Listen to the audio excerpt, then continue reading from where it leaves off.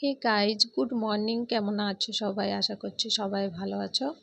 আর দেখো, আজকে আমি রান্না করছি কলার মোচা। এখানে মোচাটাকে আমি ছাড়িয়ে ধুয়ে নিয়েছি, এবার কুচি কুচি করে কেটে নেব।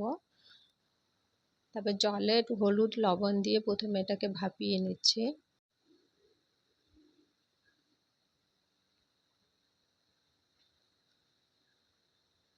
আর এখানে আদা, কাঁচা লঙ্কা আর জিরে একটু পেস্ট করে নিচ্ছি। আমি এখানে কোনো রেসিপি দিচ্ছি না, আমি যেভাবে রান্না করি সেটাই তোমাদের সঙ্গে শেয়ার করছি।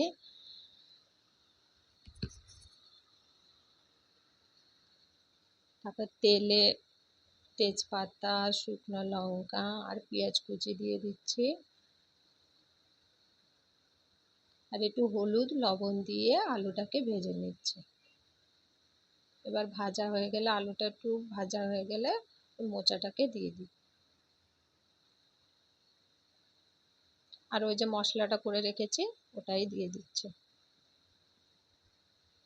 তারপরে পরিমাণ মতো লবণ আর হলুদ দিয়ে দিচ্ছি।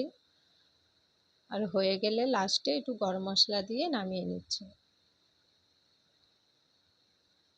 আমার ভিডিওটি বা আমার রান্নাটি কেমন হয়েছে অবশ্যই জানিও। তোমরা ভালো থেকো, সুস্থ থাকো। আবার কথা হবে নেক্সট ভিডিওতে।